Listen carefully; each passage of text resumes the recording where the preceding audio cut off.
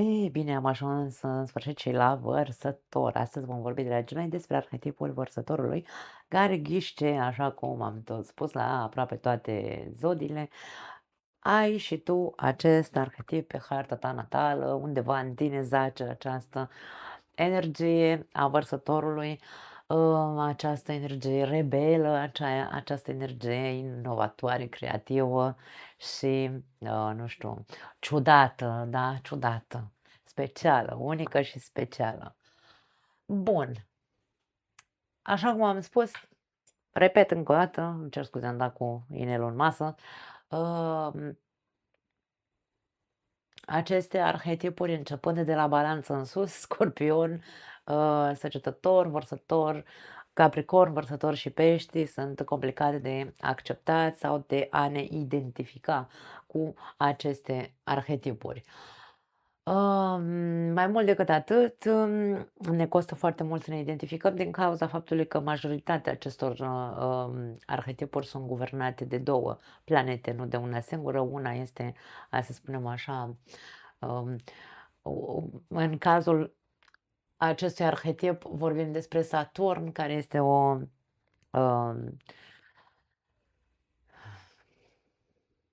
o planetă care cere structură, maturizare și asumare, da, o planetă socială este numită în astrologie, și Uranus, care este planeta care reprezintă turnul din tarot, da, acea planetă care vine cu schimbări neașteptate, bruște în viața noastră, radicale, da, schimbări radicale. Așadar, sunt două energii antagonice și în acest arhetip, care unul cere seriozitate, asumare, maturizare și celălalt cere libertate, egalitate, fraternitate, da? Cum era că de la Uranus și de la acest arhetip când a fost descoperit Uranus, de fapt, da, în 1700 și ceva, a fost, nu știu exact data în care a fost descoperit, dar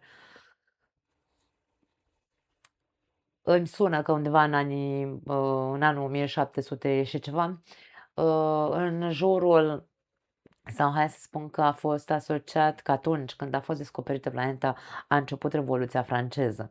Acum, da, putem să căutăm pe Wikipedia sau pe Google ca să vedem când a fost Revoluția franceză.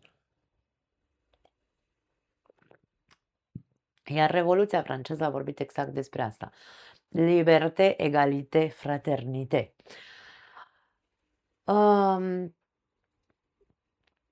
Două energii care trag în două părți diferite în acest arhetip, da, din interiorul nostru, care e complicat, sau hai să spunem ne complică viața acolo în area în care avem vărsătorul, da, în zona de pe harta noastră natală. Bun, vorbim despre un semn fix de apă. Ce înseamnă de apă, de aer, nu știu de ce am zis de apă. Fix de aer. Ce înseamnă fix? Static, așa cum am spus. În celelalte semne fixe, fix este stabil, e ceva ce nu se mișcă, e nemișcat. Aer, în acest caz, vorbim despre partea noastră intelectuală sau partea noastră mentală. Vorbim despre un soi de siguranță mentală, putem să vorbim despre o minte foarte clară sau putem să vorbim despre fixism mental sau idei fixe. Ce au în comun? Pentru că acum ne apropiem de sfârșitul arhetipurilor, da, și trebuie să asociem fiecare arhetip cu frații lui, să zicem așa. Arhetipul vărsătorului hai să spunem că are în comun cu celelalte semne fixe, adică cu Scorpionul, cu Leul, și cu Taurul, pentru că sunt pe aceeași axă, ei formează structura fixă de pe zodiac, au foarte multe lucruri în comun. Ce? Această fixare, acest fixism în ceva. Fiecare dintre aceste arhetipuri sunt fixiste în ceva anume. Taurul este fixist în a conserva ceea ce acumulează, da? În a nu pierde ceea ce a acumulat. Leul este fixist în ceea ce a creat, în ceea ce iubește, da? Um, Scorpionul este și el fixist în modul în care, hai să spunem, își fixează în modul în care simte sau în modul în care se agață de anumite sentimente care pentru el, într-un fel sau altul, să spunem așa, îi dă un soi de, hai să o numim, între ghilimele, stabilitate. Mă agăț de emoții, mă agăț de ceva care pentru mine e un soi de, nu știu, îmi aduce un soi de confort, dacă se poate numi, între ghilimele, insist, da? Iar aici, cu arhetipul vărsătorului, vorbim despre fix de aer, adică sunt fixist, după cum am zis, în ideile mele, în modul meu de a vedea lucrurile, de a vedea viața, în, nu știu, da. Mai departe, energie Yang. Yang înseamnă masculin, o energie de acțiune, însă aici vorbim despre acțiune, da? Este vorba despre o activitate mentală intensă, acțiunea este mentală. Merge capul, merg rotițele la nivel înalt, la 200% aici, în zona în care avem vărsătorul, da? Acolo nu vorbim despre nimic lent, vorbim despre nu tace capul acolo, da?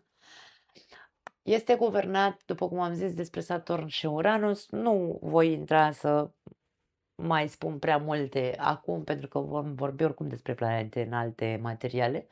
Funcția pe care o îndeplinește acest arhetip care vine de la Saturn și Neptun este de a ne face mai liberi, de a crea, de a ne ajuta să creăm un viitor și de a ne ajuta să rupem ceea ce ne condiționează.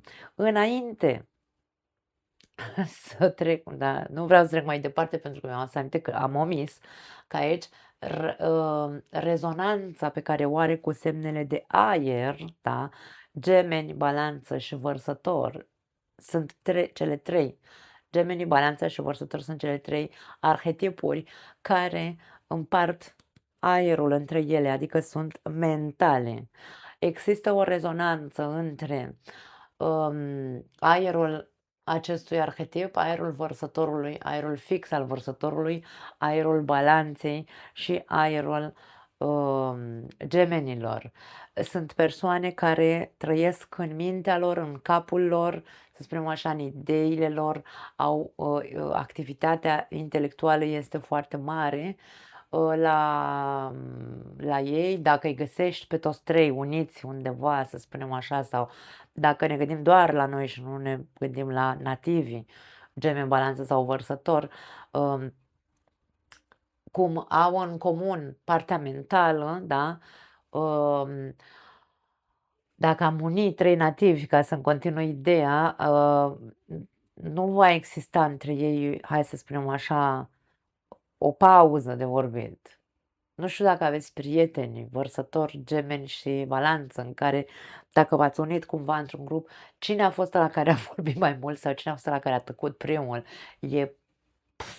Aici se vorbește foarte mult, da? Când se unesc trei arhetipuri sau trei persoane care au foarte mult aer pe harta natală și eu am foc în primul rând și apoi aerul, de-aia nu tac nicio mamă.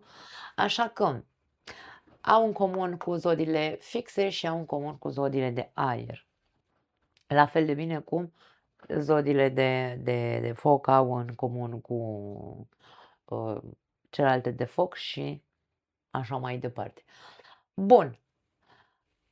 Funcția, am spus eu că acest arhetip îndeplinește funcția în interiorul nostru de a ne face să căutăm libertatea sau să fim mai liberi, da?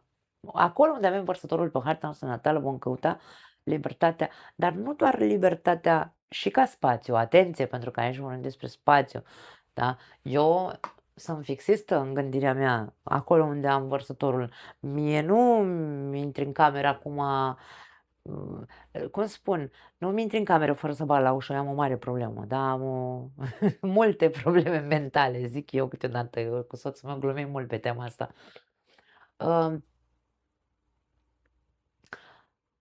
Avem simțim nevoia, acolo unde avem vărsătorul pe harta natală, simțim nevoia să fim mai liberi. Liberi să ne exprimăm așa cum vrem, liber de spațiu, da, spațiul nostru, să avem aer, să respirăm.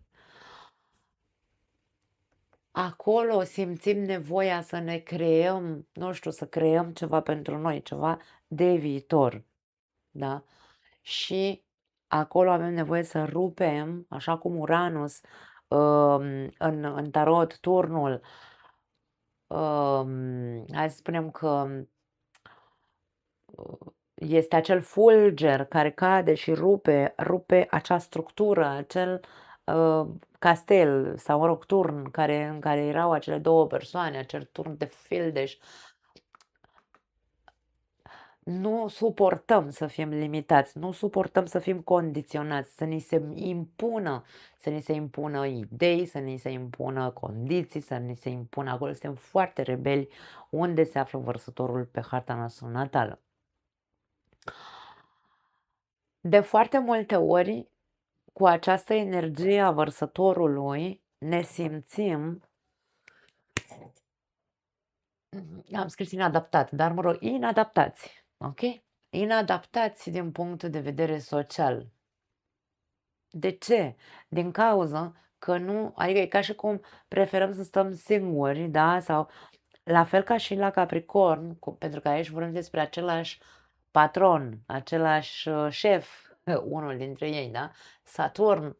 Saturn guvernează atât Capricornul cât și Vărsătorul. Între Vărsător și Capricorn există anumite, hai să le numim, da? Asemănări anumite, care vin de la Saturn, ok? Preferăm, cum am spus și la Capricorn, preferăm calitatea decât cantitatea. Dar, aici avem un dar, pentru că avem influența lui Uranus care zice: du-te, caută-ți comunitatea ta, pentru că vorbim despre comunități grupale aici. Verbul la care răspunde este eu creez rețele și comunități sau grupuri.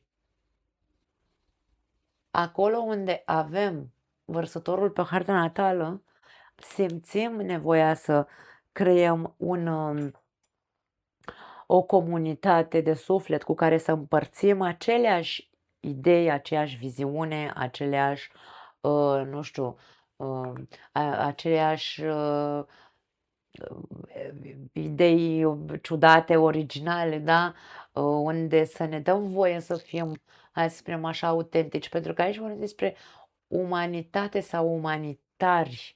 Există în arhetipul vărsătorului se regăsește acel gen de comunități în care vorbim despre acele grupuri cu care împărțim, fie că sunt, nu știu, grupul de WhatsApp cu colegii de la facultate sau grupul de WhatsApp de mămici de la școala primară, habar n-am. Împărțim aceeași viziune în ceva anume în viața noastră, da? ONG-urile, da? Tot ce înseamnă umanitate sau ajutoare umanitare se regăsesc în zona vărsător de pe harta noastră natală. De-aia vorbim despre grupuri, da? Deci aici este, eu creez rețele și comunități, grupuri cu cine? Cu cei cu care rezonez din punct de vedere mental, da? Cu care mă simt liber să spun ceea ce, pentru că împreună ne dăm voie, fiecare, libertatea de expresie este la ea acasă în acest arhetip. Ne dăm voie să vorbim cum simțim, încercăm să fim, aici vorbim despre foarte multă autenticitate, îmi dau voie în comunitatea mea unde eu mă simt, da, în siguranță, îmi dau voie să vorbesc despre orice. De aia, aici, în acest arhetip, vorbim despre acea Revoluție franceză, pentru că în momentul în care uh, oamenii au creat rețele între ei și comunități și grupuri, au reușit să ce? Să dea jos o um, împărăție, venea să zic, da, să dea jos puterea care Saturn înseamnă legea. Legea, au derogat legea, puterea și, sau mă rog, pe cei care conduceau, cei care făceau legea în acel moment. Forța grupului în acest arhetip este grupului, a comunității, a rețelelor, este ceea ce ne motivează, da, în acea arie unde avem vărsătorul. Din punct de vedere, spuneam aici, am sărit dintr-una într-alta, îmi pare rău, sper că nu v-am zăpăcit, dar nu cred că voi oricum prindeți ideile și înainte să termin eu fraza, voi ați înțeles ce am vrut să zic.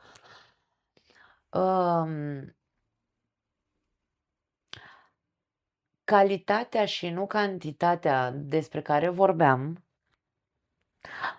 se vede în anumite persoane care au vărsătorul intens pe harta natală. Ce înseamnă intens? Că aveți planete în zodia vărsătorului, chiar dacă voi nu sunteți vărsător nativ, mă refer, da? Că aveți, nu știu, vărsătorul într-una dintre cei 4 stâlpi, tot stâlpuri venea să zic, cei 4 stâlpi ai hărții natale, adică casa 1, casa 7, casa 4 sau casa 10, dacă sunteți ascendent vărsător și acolo se vede, eu am vărsătorul în casa 1, de exemplu, casa mea 1, am mai zis eu odată, este foarte mare și vărsătorul este cumva integrat în casa mea 1, da? Vărsătorul, Pești și Capricorn am eu în casa 1. Așa că vorbim despre, da, tindem să căutăm calitatea din persoane, în loc să ne înconjurăm de foarte multe persoane, însă există cealaltă extremă, pentru că și aici vorbim despre radicalism, nu știu dacă am scris, da, aici, și aici vorbim despre un radicalism care putem să vedem două fațete, una a lui Saturn, care ne arată sau care face să vrem calitate, nu cantitate de persoane în jurul nostru, dar influența a lui Uranus ne face să fim, să dorim să fim tot timpul înconjurați de oameni, indiferent că e un mare haos. Haosul poate fi, mai am loc să mai scriu, însă haosul poate fi una dintre, hai să spunem, fațetele foarte negative pe care le putem vedea în acest arhetip. În momentul în care totul este un haos. Mentalul este un haos, în jurul meu este un haos, grupurile sau anturajele, pentru că aici intră și anturajul, da? Nu intră doar tot ce înseamnă grupuri, dragii mei. Anturajul, sunt înconjurat de persoane, dacă suntem toți la fel de rebeli și doar suntem să dăm din gură și așa, pornim o revoluție, da? Suntem revoluționari, pe pozitiv este foarte ok să fim revoluționari ca să putem să schimbăm concepțiile vechite, să fim, nu știu, să încercăm să inovăm ceva, să venim cu ceva bun în această viață pentru viitorul copiilor noștri, pentru că în Vărsător totul este despre viitor. Aici nu ne gândim la noi într-un mod egoist, ci vrem să facem ceva futurist, pentru că aici avem gândire futuristă, da? Sau, hai să spunem, ideile pe care le avem, faptul că suntem vizionari și umanitari, tot ce este pozitiv este extrem de frumos în acest arhetip. Și întotdeauna ne gândim la ceilalți sau la viitor, la copiilor noștri să aibă o parte de o viață mai bună sau de o altă, da, de totul să fie mai bine pentru ei. Însă, dacă eu mă unesc și creez rețele, comunități, grupuri sau anturaje cu cine? Cu rebeli de-ăștia așa, fără nicio cauză, stăm și fără nicio cauză, fără niciun scop. Nu au un scop, nu au un obiectiv de viitor, ci pur și simplu viața noastră va fi un haos, pentru că ce? Suntem imprevizibili, vom țipa după libertate, egalitate, fraternitate, însă vor fi doar cuvinte aruncate în vânt, pentru că suntem așa rebelii ăia care, știți, ca la un meci de fotbal, când mergem pe stadion și se apucă echipele să se omoare între ei, nu echipele ca jucători, ci ăștia care sunt în, da, huliganii, nu știu cum se numesc în românește, m-am mai strofocat eu mintea odată și nu mi-am ce aminte, aici se zice inceas, nu știu în românește cum, huligani cred că le zice, nu știu. Dar aici, acolo se vede uniunea dintre grupul care da, grupul cu care mă identific la fotbal acolo și domne, ăialalți sunt dușmanii noștri. Dacă Barça cu Madrid au jucat, că sunt, să zicem așa, în competiție, da, eu acum dacă sunt de partea lui Barça și mai sunt alții, altul care e în fața mea și este, sau mă rog, grupurile, da, al lui Barça țin cu Barça, alții țin cu Madrid și hai să ne omorâm noi între noi pentru că, vezi, Doamne, a bătut Barça sau a bătut Madridul. Deci aici e vorba despre, wow, se poate duce la o mare, mare, mare extremă și la un mare, mare haos. Și nu mai este despre cantitate, pardon, despre calitate, este despre cantitate. Mă duc și mă unesc cu cine o fi, cu orice anturaj, doar să am așa și o de o bârfă, să mai am și o de o incitare, să mai am și o de o revoluție gratuită de asta așa de ațățare. Aici putem vedea extrema extremelor în care mergem. Unde? În dogmă, radicalism, fanatism și ajungem să fim foarte imprevizibili și unde se duce această extremă în a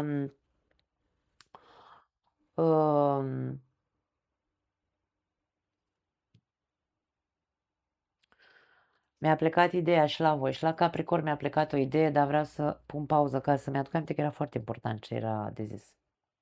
Da, mi-am adus aminte, trebuie să stau să reflectez un pic, că mintea mea e în toate părțile și câteodată mă duc pe cărări și eu, că asta e aerul.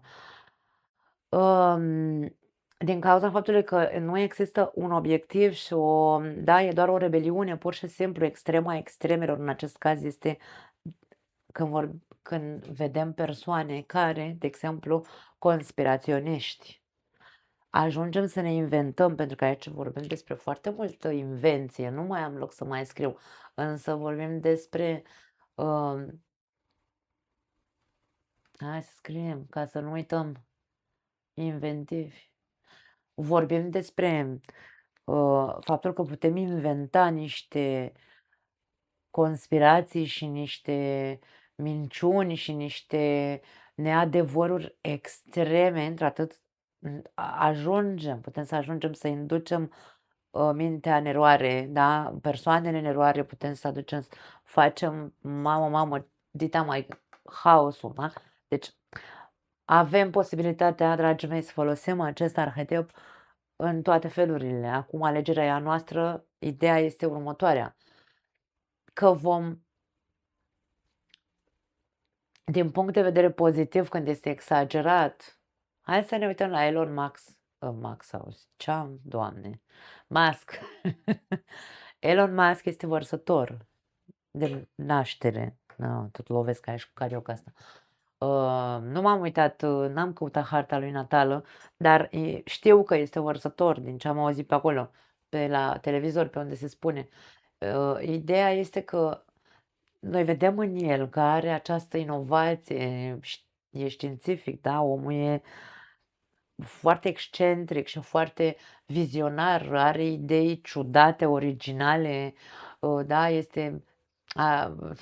luptă pentru libertate, activism, pare că este foarte autentic, da? Deci toate aceste, hai să spunem așa, calități se regăsesc în noi, însă duse în extreme ne fac să nu se mai înțeleagă nimeni cu noi și vedem exemplul lui Elon Musk este pur vărsător în ambele manifestări, da.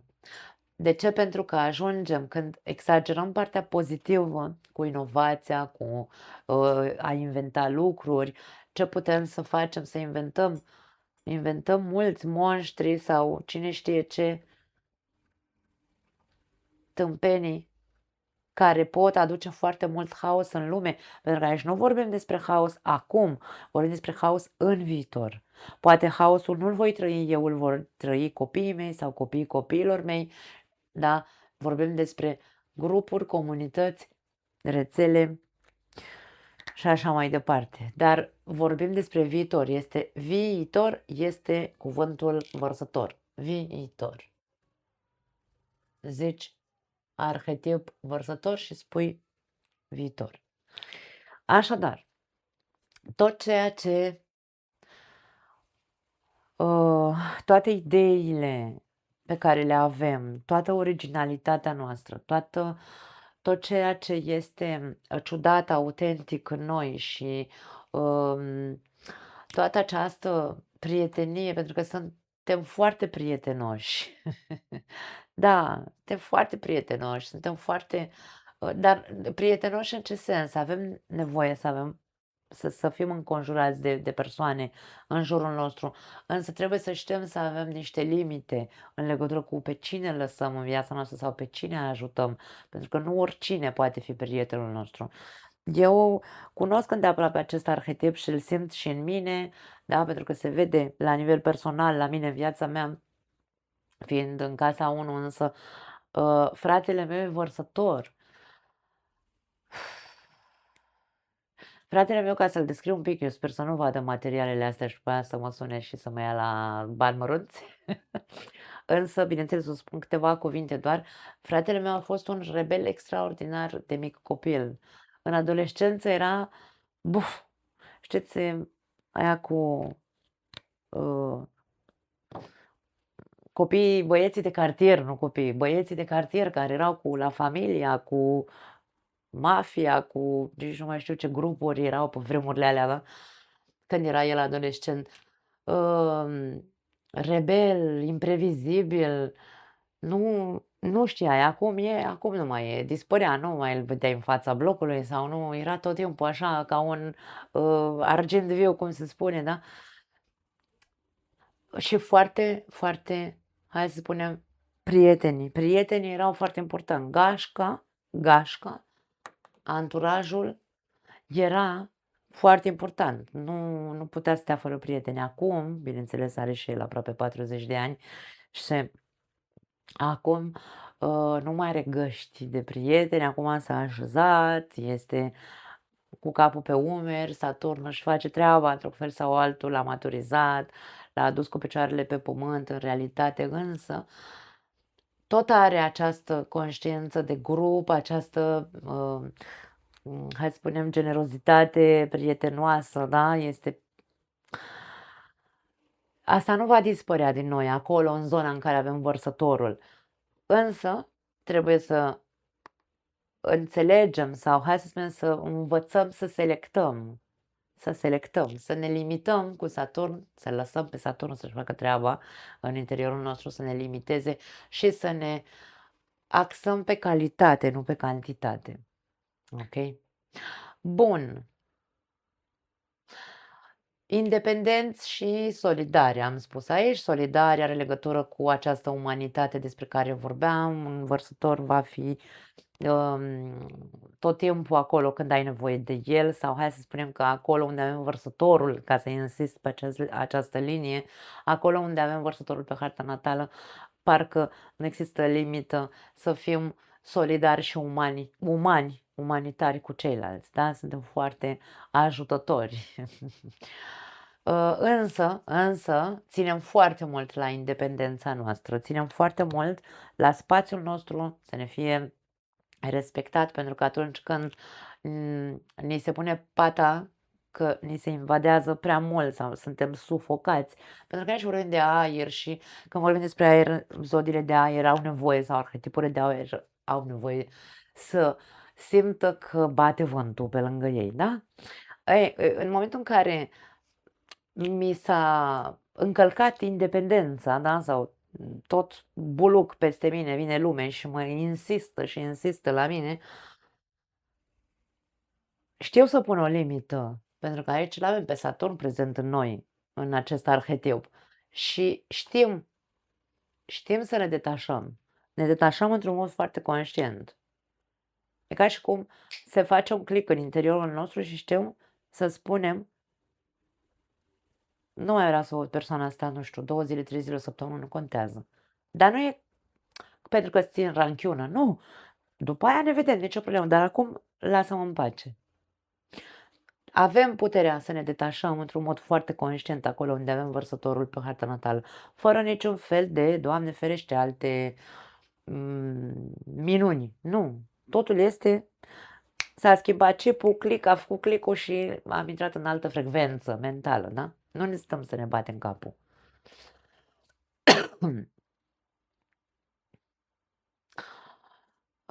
Gândirea este de viitor. Asta, dacă exagerăm cu gândirea în viitor, aoleu, ce-o fi de mine, aoleu, ce-o fi, da, pentru că pe pozitiv e foarte ok să avem o gândire futuristă, să fim, nu știu, să avem planuri de viitor, de ce nu? Însă, dacă exagerăm foarte tare cu această gândire futuristă, e posibil să ajungem să trăim doar în haos, adică în foarte multă anxietate. Da. Cele mai multe probleme pe care le au, hai să spunem așa, aș spune nativii vărsători în acest caz, dar și noi pe zona în care avem vărsătorul, acolo unde este vorba despre aer, acolo putem să avem probleme cu plămânii, ori problemă cu tiroida, dar nu tiroida neapărat, tot ce ține de plămâni, bronșită. Eu am avut bronșită în repetate rânduri în această viață și dacă mă ia vreo răceală mai așa, întotdeauna ajung să fac bronșită. Eu trebuie să ajung la antibiotice și așa mai departe. Lipsa aerului, da, lipsa aerului. Sau, de ce nu, această anxietate din cauza faptului că hiperventilez, aoleu, ce fac? Nu știu cum o să fie sau nu știu dacă o să fie bine, dacă rezultatele o să fie bune. Cu orice ne putem influența ca să devenim anxioși, da? Să ne provoace anxietate. Și avem foarte multe probleme de bronșită sau cu plămânii, indiferent care ar fi. Fratele meu de mic copil are bronșită, așadar e tipic acestui arhetip. Mai departe, ce mai avem aici? Gândirea este și ea foarte ciudată și excentrică. Suntem foarte excentrici acolo. Avem o viziune foarte, cum spun, ciudățică acolo unde avem vărsătorul pe harta noastră natală. Asta nu înseamnă că este greșită, atenție, pentru că de-aia vorbim aici despre faptul că mulți dintre vărsători sau mulți cei care rezonează se regăsesc în această energie a vărsătorului tind să se izoleze. Unde am scris izolare? Nu știu dacă am scris pe aici. Nu mai am loc să scriu, dragii mei. Însă, da, uite aici. Tind să se izoleze din cauza faptului că se simt inadaptați sau trăiesc ca niște inadaptați sociali, din cauza dificultății. Ei nu reușesc să se integreze în grupuri sau alte rețele, da, sau alte comunități sau să-și facă un anturaj doar din cauza faptului că ideile lor sau gândirea lor este diferită și se simt ciudați, simt că nu știu, parcă nu aparțin, nu-și găsesc un grup, nu-și găsesc o comunitate. Și aici, din nou, tot din cauza acestei gândiri excentrice sau ciudate sau unice, pentru că până la urmă fiecare dintre noi gândim într-un fel anume în zona în care avem vărsătorul, da? Și acolo gândirea este diferită față de cum gândim unde avem Gemini sau unde avem Balanța. Să încercăm să facem diferențele, că nu toți gândim doar într-un singur fel, gândim în multe feluri și după aia mai avem și planeta gândirii, care este Mercur, care din nou ne vorbește de două influențe, gândirea din punct de vedere sau cu influență din zodia în care se află, pentru că Mercur întotdeauna este cât mai aproape de Soare. Am Mercur, eu de exemplu am Soarele și Mercur în Berbec.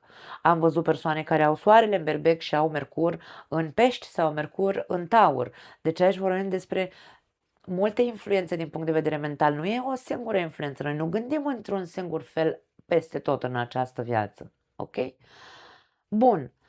Până nu-și acceptă, pentru că aici e vorba despre dacă nu ne acceptăm ciudățenia, modul ciudat în care gândim acolo, în acea zonă, dacă nu ne acceptăm excentricitatea și unicitatea, autenticitatea din noi, Doamne, să ne dăm voie să gândim. În zona vărsător este foarte important să ne dăm voie să gândim, da, să gândim așa, liberi, creativi, și fără condiționări, pentru că acolo vine creativitatea. Pentru că nimic din ceea ce noi vom crea nu va fi egoist doar pentru noi, va fi pentru restul lumii, da? Pentru restul acelor rețele sau comunități.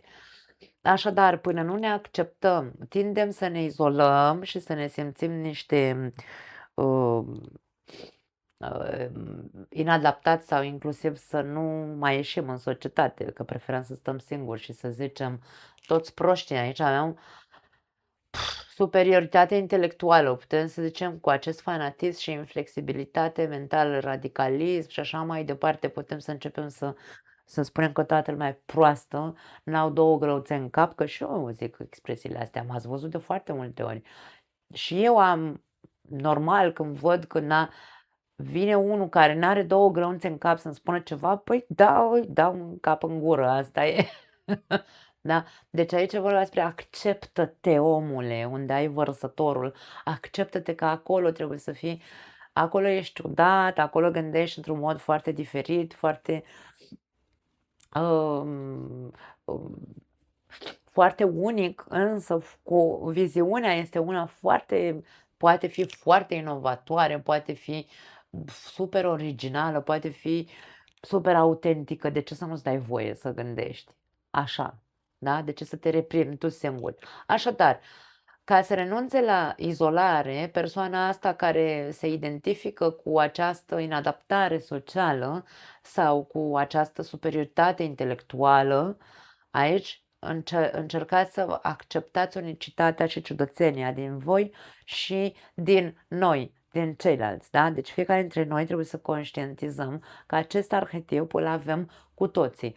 Și tu ai ciudățeniile tale, eu le am pe ale mele, toți cu păsăricile noastre sau fiecare cu păsărica lui, cum zic eu.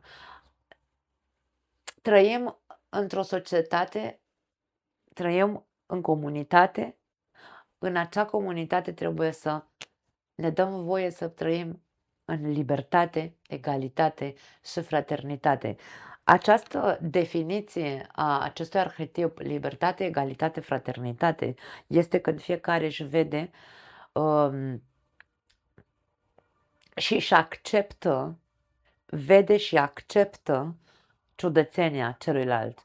Nu ajungem să facem grupuri de-astea de rebeli în care să începem să dăm în cap la lume pe stradă, pentru că activitatea sau activismul, unde am scris aici, activismul poate, dus în extrem, duce la fanatism și la a începe să ieșim în grupuri pe stradă și să dăm în cap la lume, pentru că, nu știu, ori suntem rasiști, ori, nu știu, nu ne place nouă fețele sau culoarea persoanelor lor, așa că aici mare grijă, pentru că se poate transforma într-un mare monstru imprevizibil în interiorul nostru, acest arhetip. Ok? Așadar, hai să ne acceptăm fiecare așa cum suntem, ciudați, excentrici acolo unde suntem, să ne acceptăm diferențele dintre noi, Nu trebuie să existe niciun soi de, um, hai să spunem, uh, rupturism, că nu știu să spun altfel, da, nicio ruptură, să nu existe nicio ruptură între noi și să ne acceptăm, nu ca frații, că până la urmă nu trebuie să trăim ca frații, fraternicia, am scris pe undeva, fraternitatea, nu fraternicia, nu cred că există, iar îmi inventez, vezi, cât sunt și eu de inventatoare aici. Um, Fraternitatea este cuvântul fraților, da? E ca și cum suntem o frăție, trebuie să învățăm să trăim ca frații, nu ca frații, ca și cum suntem din același sânge, însă în pace și liniște. De-aia vorbim despre asta, da? În comunități. Și doar atunci când vom accepta că atât eu am păsăricile mele, însă în același timp am um, diferența pe care eu o văd la mine, o consider unică, atât de bine diferența pe care o văd la tine, văd că te face unic în felul tău. Așadar, când acceptăm aceste idei, da? Cu toate că fixismul nostru, ideilor noastre, nu ne ajută de foarte multe ori să acceptăm unicitatea celuilalt, da? Um, atunci ne vom da voie să trăim cu adevărat autentic sau într-un mod autentic, dezvolt, în care, Doamne, da, eu îmi dau voie, da, e aici în fața voastră, eu îmi dau voie să spun tot ce îmi trece prin căpșorul ăsta și să-mi dau voie să greșesc. Țin să mai fac o precizare în această zodie. Eu am fost foarte criticată în trecut, acum nu, în ultima perioadă văd că, bine, oricum am blocat persoanele care pur și simplu doar au această superioritate intelectuală, că ei sunt cei mai deștepți și cei mai, trebuie să știi să vorbești corect gramatical, domne, dacă vrei să fii pe ecran. Ce să-ți povestesc, eu atât sunt de autentică și atât de miserupistă, încât dacă mă critică doi superiori intelectuali, îi blochez și să se ducă la ei acasă și să scoată la tablă pe cine vor ei. Însă vreau să spun că există în noi acest lucru. Suntem extrem de superiori peste ceilalți în momentul în care activăm pe negativ sau în momentul în care suntem extrem de exagerați, da, în raționalitate, în corectitudine, în trebuie să fie autentic sau trebuie să fie așa, nu știu, domne, cum trebuie, ca la carte cumva, nu autentic, ca la carte, da? Pentru că și Saturn joacă rolul profesorului din interiorul nostru și aici din nou vorbim despre această amestecătură între rebeliune și corectitudine, da? Deci vorbim despre acel profesor exigent, însă foarte ciudat. Noi aveam un profesor de fizică era? Nu mai țin minte exact. Fizică sau chimie, nu mai țin minte. Nu, ăla era, în fine, nu mai contează. Era foarte exigent și era în același timp foarte ciudat omul ăla. Este imaginea profesorului ciudat, îl vezi că e în lumea lui, da, pe planeta Marte, cum e Elon Musk, însă în același timp foarte la sânge te rupea, da. Mai departe, ce se mai poate declanșa din punct de vedere negativ când aceste manifestări sau aceste calități pe care le regăsim în acest arhetip sunt exagerate, în afară de rebeliune și așa mai departe și de imprevizibilitate, dar hai să spunem că putem să fim imprevizibili în momentul în care putem să mai dăm un exemplu, imprevizibilitatea Hodorong Trong, dintr-o dată mi-a schimbat părerea. Da? Deci eu aici vorbesc despre fix de aer, adică fix din punct de vedere mental, adică idei fixiste. Însă, dintr-o dată, mie mi-a făcut un click și am schimbat, da? Pentru că aerul nu-l vedem. Aerul nu-l vedem. Eu am mai spus asta odată într-un material. Nu-l vedem. Noi putem să fim fix cât o fi el de fix, însă ideile vin și pleacă, mintea vine și pleacă pe cărări, aerul pe care îl respirăm nu-l putem palpa. Oricât de mult am încercat noi să ținem la ceva fix, nu are aerul, nu ai cum să-l ții pe loc. Trebuie să înțelegem această metaforă. Da?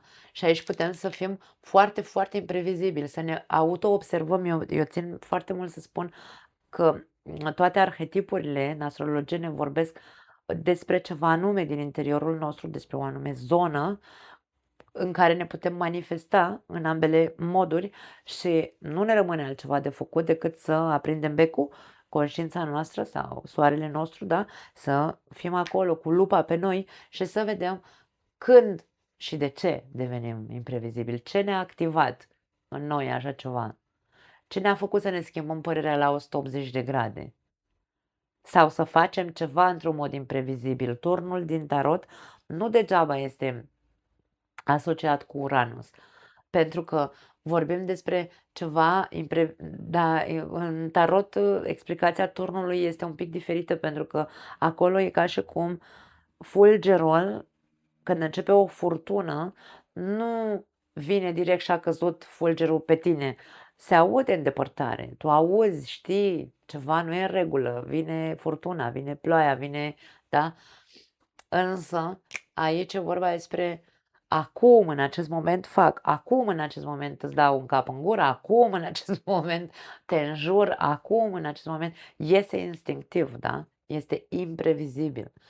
Vorbim despre răceală și duritate. Răceala și duritate vine de la Saturn, dragii mei. Am explicat în energia Capricornului, în arhetipul Capricornului. Dacă nu l-ați văzut, vedeți acolo explicația, nu are rost să mă mai repet. Rigiditatea mentală vine, da, de la această, am spus, această fixație mentală și deconectare de emoții. Deconectarea de emoții nu e neapărat, aici nu e vorba, atenție, pentru că în acest arhetip nu vorbim despre emoții, aici vorbim despre cap, despre intelect. Da. Acest arhetip, cum nu are legătură cu inima sau cu sentimentele, au legătură arhetipurile de apă, adică tu poți fi un vărsător, tu ai sentimente, dar tu nu simți ca un vărsător, tu simți unde ai luna, unde ai Venus, acolo e unde ce simți, cum simți, în ce fel simți. Nu simți ca un vărsător. Vărsătorul nu este un arhetip care să ne arate emoții. Este un vărsător, este un arhetip care are de văzut cu capul, cu mintea, cu ideile, da? Cu gândirea. Așadar, pare, eu l-am trecut pe negativ aici, însă hai să spunem că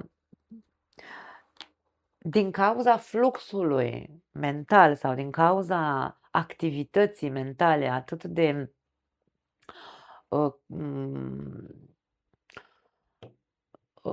abundentă, însă fixată undeva anume, da? Eu ce știu, fiecare avem păsăricile noastre, după cum am zis. Aici e vorba despre a ne observa fiecare dintre noi, unde avem, cu ce idei fixe avem în capul nostru, de nici măcar nu ne dă voie să ne conectăm cu emoțiile. Hai să zicem, hai să dăm un exemplu. Nu știu, ai o problemă din punct de vedere emoțional, hai să zicem așa, nu știu, s-a întâmplat ceva în viața ta sentimentală, treci printr-o perioadă ciudată din punct de vedere emoțional.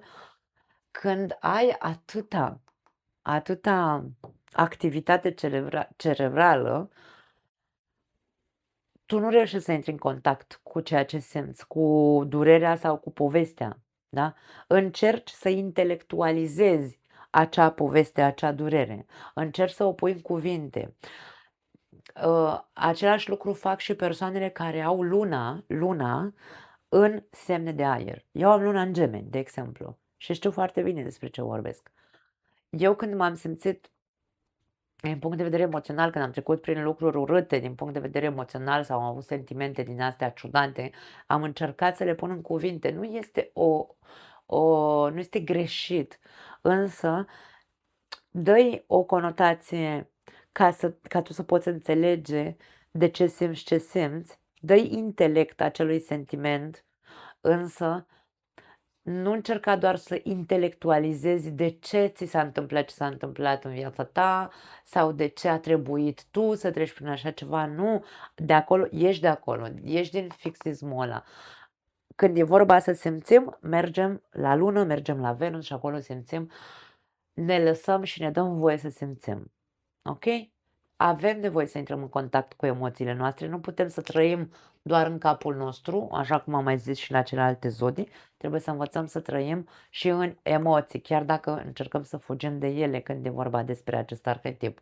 În acest arhetip suntem foarte, foarte concentrați pe intelect și pe ce înseamnă comunicare și foarte multă creație, da? Pe creativitate.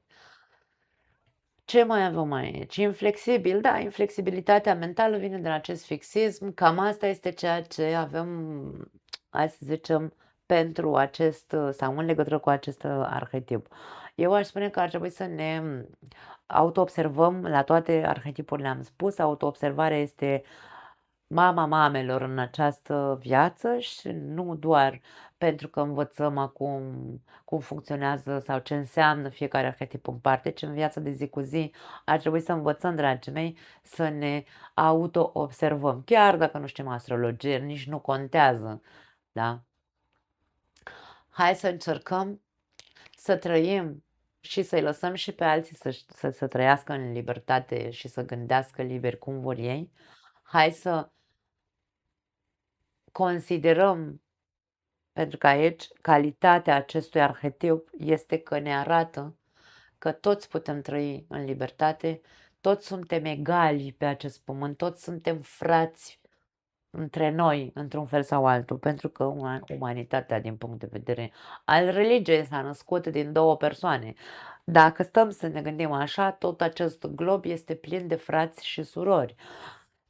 Da, despre asta este vorba. Hai să învățăm să trăim în pace și dacă e cazul să fim, da, libertate, aici să activăm sau să fim activiști, hai să o facem pe pozitiv. Libertate, egalitate, fraternite. Și când devenim sau ne rebelăm, aici se zice rebelar, nu știu cum se zice în românește, devenim rebeli, da? Sau hai să zicem că ne facem o rețea în care să ne punem împotriva guvernelor, împotriva ceea ce ne suprimă sau reprimă, o facem. La fel cum s-a întâmplat și în 1700 cu Revoluția franceză, oamenii care n-au avut decât furci și paruri, da? Pare, nici nu știu cum se zice, bețe, domne, au avut la ei și au reușit să dea jos un guvern.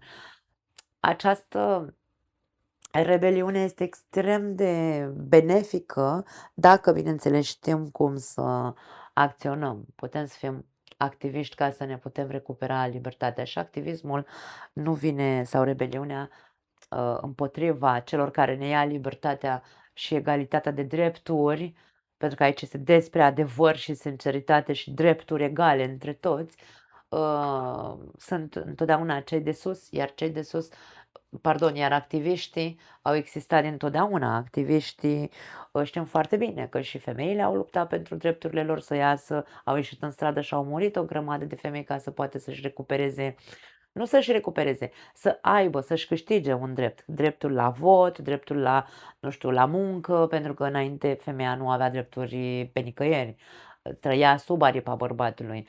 Ceea ce se întâmplă în ziua de azi cu activismul ăsta deja este, aici chiar că este din punctul meu de vedere, pentru că și eu am fixismele mele după cum știți, din punctul meu de vedere femeile astea, am mare boală pe ele eu, care ajung să fie rebele și să fie feministele astea, pentru că nu le pot numi altfel. Băi, una e să fii femeie, independentă, și alta e să fii feministă, care nu faci decât să ce? Te simți superioară intelectual, ești extrem de inflexibilă. Nu, Doamne, că eu vreau drepturi la fel ca bărbații, eu vreau. Dacă te pui lângă un bărbat, tu ai 50 de kg și ăla are 100, de exemplu. Niciodată nu o să ajungem, trebuie să conștientizăm, aerul înseamnă capacitatea de a gândi și de a vedea cu claritate lucrurile. Nu putem să cerem egalitate de genul ăsta, da? Pentru că nu suntem egali. Suntem atât de, hai să spunem, atât de asemănători, însă atât de diferiți și avem funcții atât de asemănătoare, însă în același timp atât de diferite în viața fiecăruia dintre noi.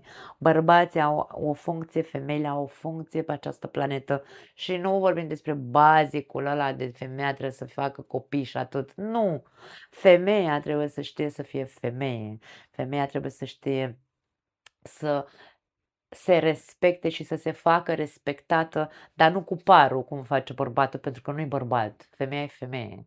Femeia se face respectată cu zâmbetul pe buze și cu știut să pună limite celui care nu o respectă. Nu sare în stradă și urlă ca o sălbatică care încearcă să-și ceară niște drepturi pe care nici măcar nu și le-a câștigat pentru că ea nu respecte la rândul ei, dar cere cu gura mare și cu sabia în mână, cere drepturi. Da, eu am păsăricile mele, dragii mei, îmi pare foarte rău acelor femei care nu sunteți, hai să spunem, pe aceeași undă, dar pentru mine, da, activistele astea, pentru că de-aia vorbim despre exagerare, când exagerez în vreau drepturi, vreau, tu ce oferi? Că dacă tu oferi violență și oferi gură mare, ceea ce tu cauți, de fapt, este să fii considerată superioară. Tu ceea ce vrei este să ai un câștig, da? Vrei să domini, nu vrei să. Pentru că tu nu vei respecta regulile alea. Chiar dacă ți se vor da acele drepturi, tu nu le vei respecta, mereu vei vrea mai mult pentru că te vei considera superioară. Aia este problema femeilor care nu înțeleg ce înseamnă cu adevărat activismul umanitar, pentru că vorbim despre umanitate, și activismul tâmpit, care înseamnă rebeliune și haos. Și vom lăsa o lume, acele persoane care fac lucrurile astea, vor lăsa o lume, un viitor. Creăm în momentul ăsta cu persoane de genul ăsta, sau cel puțin ele încearcă să creeze, să sperăm că nu vor putea, pentru că suntem alții mai lucizi în cap, da? Vor crea un viitor în care copiilor nu o să știe, nu or să mai știe absolut nimic de capul lor, nu or să mai existe probabil nici măcar ideea de ce înseamnă femeie, ce înseamnă bărbat, ce înseamnă respect, ce înseamnă iubire. Deja se văd că au dispărut multe dintre aceste lucruri. Foarte mult activism și foarte multă rebeliune fără noimă și fără niciun, nu că fără scop, eu aici am scris fără cauză și fără scop, dar aici este, aș spune că este exagerată atât de tare încât e fără noimă, pentru că nu are niciun soi de logică, da? Nu ne mai cunoaștem rolul în viața noastră. Femeia nu mai știe să fie femeie și bărbatul nu mai știe să fie bărbat. Pentru că de când a început această libertate de expresie, am uitat de egalitate, de respect și de faptul că suntem frați. Și asta trebuie să recuperăm, dragii mei. Pentru mine vărsătorul este arhetipul rebelului din mine care zice trebuie să schimbăm ceva. Împreună putem. Cum era? PSD-ul, habar n-am, nu mă condamnați că eu nu cunosc ce partide politice sunt și nici nu știu nimic despre politică. Dar vreau să zic, da?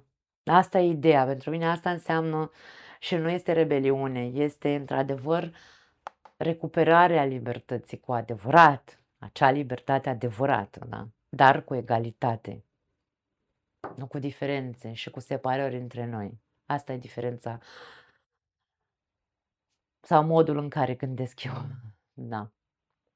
Cam ăsta e vărsătorul, dragii mei, sau mă rog, arhetipul vărsătorului, din punctul meu de vedere, oricum.